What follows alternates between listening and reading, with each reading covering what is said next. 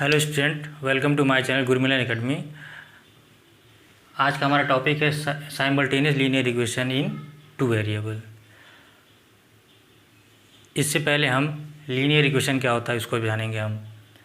What is linear equation, what is constant, what is coefficient, what is linear equation in two variable, what is linear equation in one variable, everything's.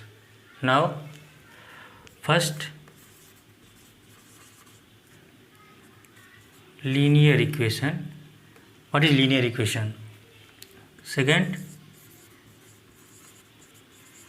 linear equation in one variable.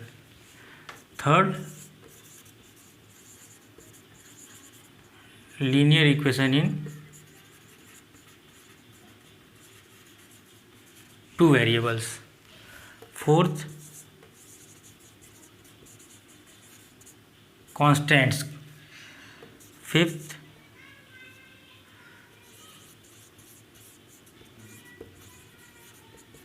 what is coefficients?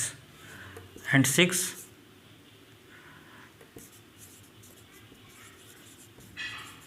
what is variables? Linear equation क्या होता है? Linear equation one variable क्या होता है? Two variable क्या होता है? Constant क्या होता है? कोएफिशिएंट क्या होता है? एंड वेरिएबल्स क्या होता है? लीनियर इक्वेशन पहले देखते हैं हम। An equation is of the form ax plus B Y plus C equals to 0। It means highest power of the variable is 1, यानी मैक्सिमम पावर जो होगा वेरिएबल का वो 1 होना चाहिए लीनियर इक्वेशन के लिए। ये तो हो गया लीनियर इक्वेशन, कंडीशन ये हो गया। वे ए बी सी क्या है? रियल नंबर है। एक्स क्या है? Real. A B C are real numbers and X Y are the variables and A is the coefficient of X here, B is the coefficient of Y, C is constant term. ये general form है linear equation in two variable का, general form है। इससे हम क्या पता करें? ये लीनियर इक्वेशन इन अब वन वेरिएबल देखते हैं। A x plus b equal to 0 हो जाएगा। Linear equation in one variable में ये एक ही वेरिएबल होगा। Linear equation in two variable में पूरा मिला के ये लीनियर इक्वेशन ही सब है। और वन वेरिएबल में केवल एक्स होगा और टू वेरिएबल में एक्स और वाई दोनों होगा। ये दोनों डिफरेंस हो गया वन वेरिएबल और टू वेरिएबल के लिए। टू वेरिएबल का यहाँ अलग लिख देते हैं हम, a x plus B Y plus C equals to 0। यानी इसमें टू वेरिएबल है एक्स और वाई है, इसमें वन वेरिएबल एक्स के। इसको सॉल्व करने के लिए हमको केवल इसी इक्वेशन से हम सॉल्व कर लेंगे। यहाँ से x equals to minus b upon a हो जाएगा, ये सॉल्व कर लेंगे। यहाँ इसको नहीं सॉल्व कर पाएंगे क्योंकि ये टू वेरिएबल, इसके लिए हमको टू इक्वेशन की ज़रूरत होगी। तो हम जब दो इक्वेशन हमको मिल जाएगा वहाँ से हम दोनों इक्वेशन को सॉल्व करके एक्स और वाई के वैल्यू फाइंड आउट कर सकते हैं। तो ये हो गया लीनियर इक्वेशन। अभी कांस्टेंट यहाँ सी कांस्टेंट हो जाएगा। कोफिशिएंट क्या होगा? ये ए जो होगा एक्स का कोफिशिएंट होगा, बी जो होगा वाई कोफिशिएंट होगा। और वेरिएबल्स क्या होगा? यहाँ एक्स और वाई वेरिएबल है, इसमें केवल एक्स वेरिएबल है, बी कांस्टेंट है, ए कोफिशिएंट ऑफ एक्स है। और इसमें क्या है? एक्स और वाई क्या है? एक्स और वाई वेरिएबल्स है। A coefficient of x, b coefficient of y है and c is constant term. तो ये छोटा सा डिस्कशन हो गया इसके बारे में कि लीनियर इक्वेशन होता क्या है, कांस्टेंट क्या होती है, वेरिएबल क्या होते हैं, कोफिशिएंट क्या होते हैं, लीनियर इक्वेशन टू वेरिएबल क्या होता है, linear equation in one variable क्या होता है। अब आते हैं हम अपने टॉपिक पे।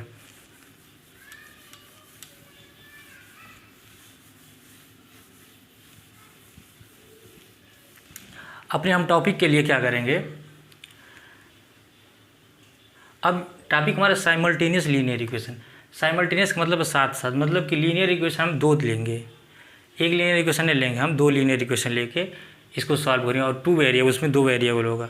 तो जनरल फॉर्म ऑफ लिखते हैं लीनियर इक्वेशन का, a1x plus b1y plus c1 equals to 0।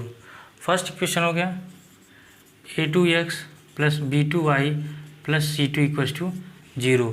a1 b1 c1 a2 b2 c2 all are real numbers. a1 is the coefficient of x, b1 is the coefficient of y, c1 is constant. A2 coefficient of x, B2 coefficient of y and C2 constant. ये हमको equation मिला, linear equation, यानी कि simultaneous linear equation in two variable, ये हमको equation मिल गया। अब इसको सॉल्व करने के लिए, अब इसको हमको सॉल्व अगर करना हो तो हमारा टॉपिक एक क्या, ग्राफिकल मेथड, यानी हम इसको कई मेथड से सॉल्व कर सकते हैं, by graphical method, by algebraic method.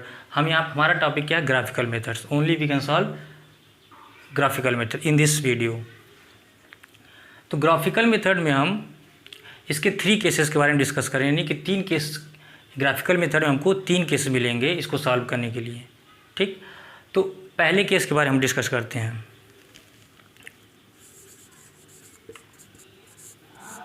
Case first, A1/A2 when A1/A2 is not equal to B1/B2, A1/A2 is not equal to B1/B2। अगर ऐसा कंडीशन आ जाए तो हमारा क्या होगा, हमारा ग्राफ क्या होगा, हमारा ग्राफ होगा इंटरसेक्ट, यानी दोनों ग्राफ, दोनों लाइन हमारा जो क्या होगा एक दूसरे को इंटरसेक्ट करेगा। तो ग्राफ का जो हमारे कंडीशन जो होगा हमारे ग्राफ का, वो क्या होगा, इंटरसेक्टिंग लाइन, इंटरसेक्टिंग लाइंस। और दूसरा जो होगा हमारा इंटरसेक्टिंग लाइन पहला हो गया, दूसरा क्या होगा, वो उसके क्या केवल एक ही सोल्यूशन होगा, यानी कि यूनिक सोल्यूशन होगा। ठीक है ना, exactly one solution, unique solution, it means unique solution, exactly one solution means unique solution, इसके एक ही सोल्यूशन होगा। और ये क्या हो जाएगा, तीसरा जो हमारा केस होगा, ये कंसिस्टेंट पेयर ऑफ इक्वेशन हो जाएगा, कंसिस्टेंट पेयर ऑफ इक्वेशन।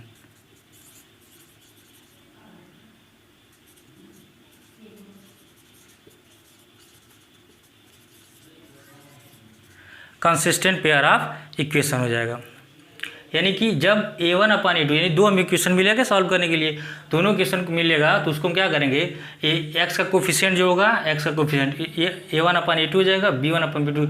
जब ये दोनों एक दूसरे के इक्वल नहीं होंगे, उस कंडीशन में हमारे ग्राफ का जो फिगर होगा, हमारे ग्राफ जो बनेगा वो इंटरसेक्ट, यानी दोनों लाइन जो होगा, एक और दो, दोनों लाइन जो होगा हमारा एक दूसरे को इंटरसेक्ट करेगा, और उसके एग्जैक्टली केवल वन सोल्यूशन, जहाँ पे वो इंटरसेक्ट करेगा वहाँ पे एक्स और वाई की वैल्यू मिलेगी, तो उसके यूनिक सोल्यूशन हो जाएंगे, एक सोल्यूशन होगा।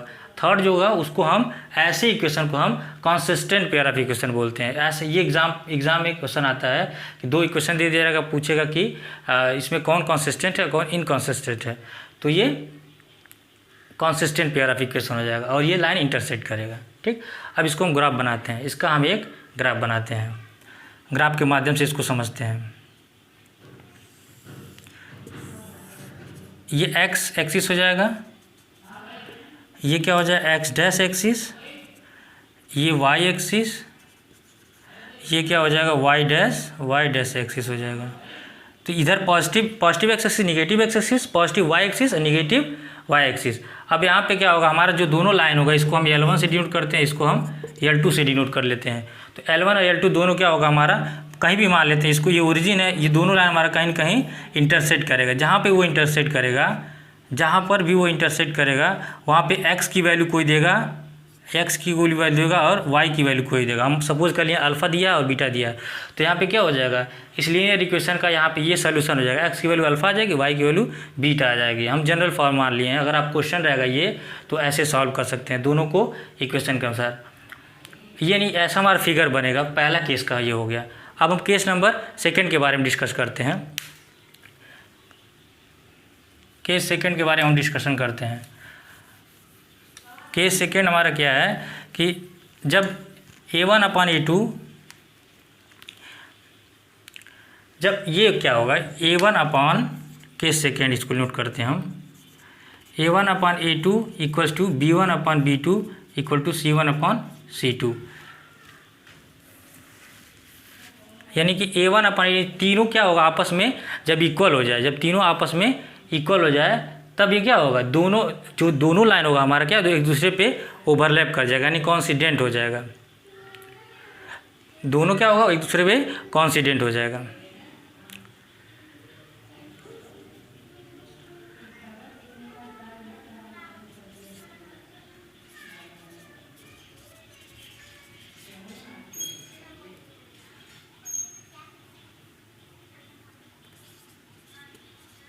Coincident line. ठीक, ये गलत हो रहा है, ये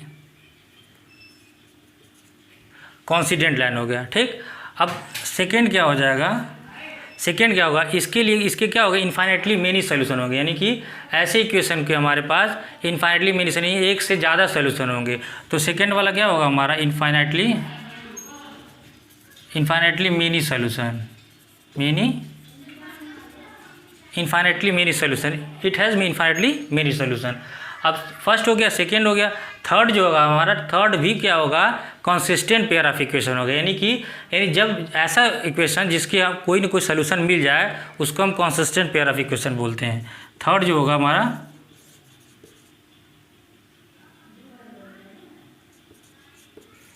कंसिस्टेंट पेयर ऑफ इक्वेशन, यानी कि थर्ड ये भी क्या होगा हमारा, कंसिस्टेंट पेयर ऑफ इक्वेशन होगा।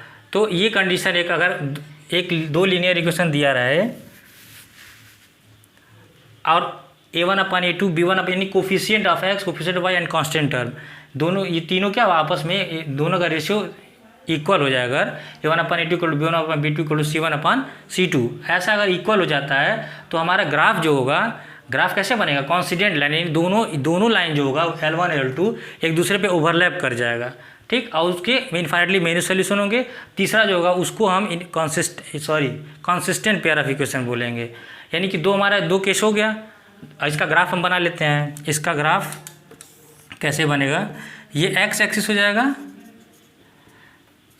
ये क्या हो जाएगा एक्स डैश एक्सिस, ये हो जाएगा वाई एक्सिस, ये हो जाएगा Y dash axis.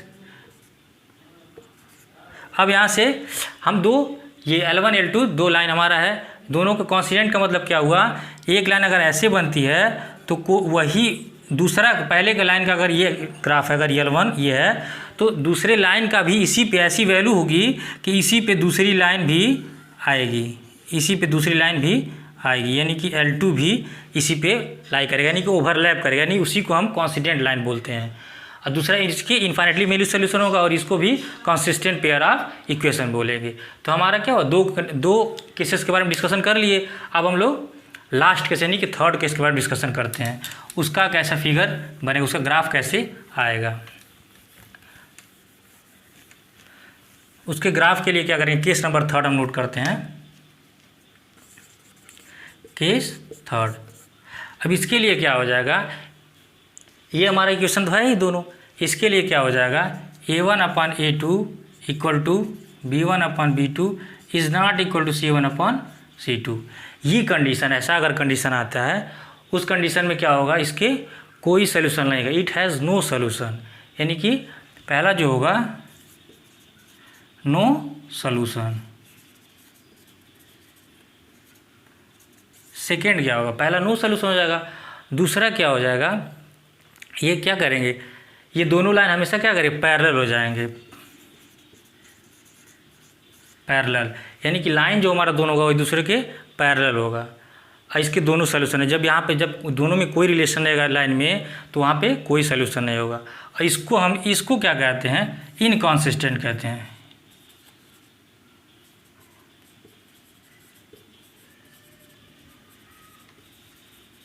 Inconsistent pair of equation बोलते हैं इसको, यानी कि अगर ये लाइन दिया, दो लाइन L1 L2, तो अगर केस ऐसा बनता है a1/a2 b1/b2 is not equal to c1/c2, ऐसा केस बनता है तो वहाँ पे दोनों लाइन क्या होंगी, पैरेलल लाइन होंगी और उसके नो सोल्यूशन होंगे और उसको हम इनकॉन्सिस्टेंट पेयर ऑफ इक्वेशन बोलेंगे।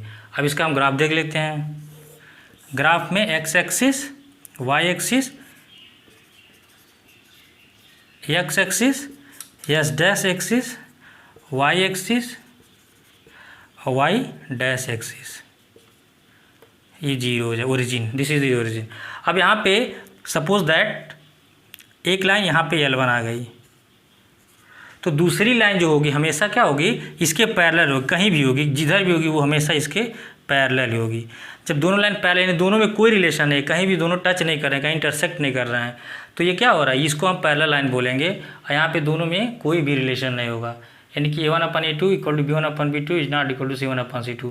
जब ऐसा कंडीशन आए तो वो पैरेलल लाइन होगा, इसके कोई सोल्यूशन नहीं होंगे और इसको हम इनकंसिस्टेंट पेयर ऑफ इक्वेशन बोलते हैं।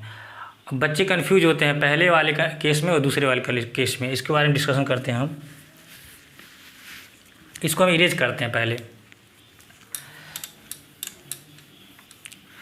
इसको हम इरेज करते हैं। पहला वाला हमारा केस क्या था? पहला वाला केस था A1/A2 is not equal to B1/B2, ये पहला केस था। और दूसरा केस क्या था?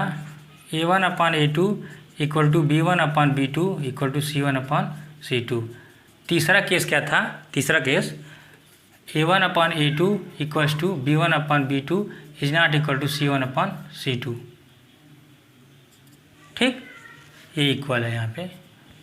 तो ये तीनों केसेस के बारे में डिस्कस कर दिया। अगर दोनों इक्वेशन, दो एक लीनियर इक्वेशन दिया हो तो उसके 3 केसेस हो सकते हैं, इससे ज़्यादा कोई केस नहीं होगा। 3 केस, यानी कि जब A1/A2 B1/B2 जब इक्वल ना हो तब क्या होगा? हमारा केस डिस्कशन हो चुका है। ऐसा होगा तब क्या होगा? डिस्कशन हो चुका, ग्राफ भी बन चुका। ऐसा होगा तब क्या होगा? ये भी डिस्कशन हो चुका। अब कन्फ्यूजन यहाँ और यहाँ में रहती है कि पहला तो इज नॉट इक्वल टू हो गया, जब ये इज नॉट इक्वल टू हो जाएगा उसके बाद तब हम इसको कंडीशन ले लेंगे।